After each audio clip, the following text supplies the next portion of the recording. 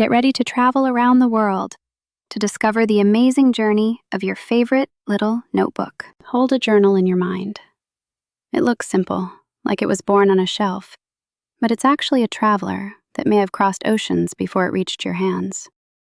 To find the journal's secret life, we have to split it into ingredients: paper from trees, glue from plant starch or petroleum, elastic from rubber or oil-based materials, and sometimes metal for tiny parts like a clasp. First stop, the forest. Many paper fibers start as fast-growing trees, planted and harvested like a huge outdoor garden, with machines that can cut, lift, and stack trunks in minutes. Taking trees changes the habitat for animals that live in and around the forest.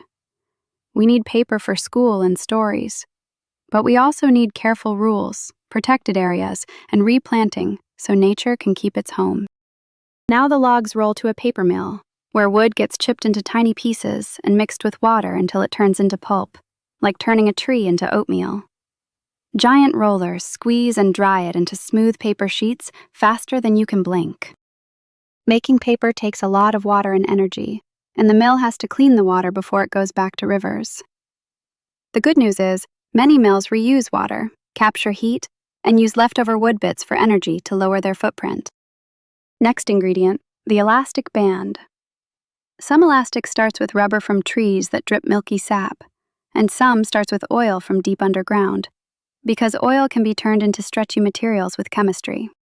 Oil and mining can be tough on the land because they disturb soil and wildlife, and they can leak if we're careless.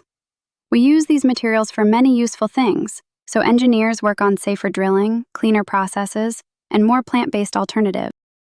Time for manufacturing magic. In factories, paper is cut into perfect stacks, covers are pressed into shape, holes are punched, and stitching machines sew the spine like super-fast needles. And that glue? It might be made from plant starch like corn, or from oil-based ingredients, and it gets spread in thin, careful layers so the diary stays strong. Too much glue is waste, too little and the pages fall out, so precision matters. Now comes the global puzzle. Trees might be from one country, elastic from another, and the diary could be assembled somewhere else entirely. Parts meet like teammates who traveled thousands of miles just to form one notebook. Imagine the scale. Giant ships carrying mountains of boxes, trains stretching longer than a school hallway times 100, and trucks rolling day and night. Transportation uses fuel, but companies and scientists are testing cleaner fuels and smarter routes to cut emissions.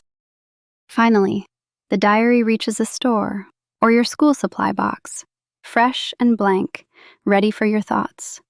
But remember, it carries a massive effort from Earth and people. Trees grown, machines run, water cleaned, and ships sailed. Here's the twist ending. Your diary's next chapter is up to you. If you take care of it, use both sides of the pages, pass it along, or recycle it properly when it's done, you honor that whole journey and help shrink the footprint for the next one.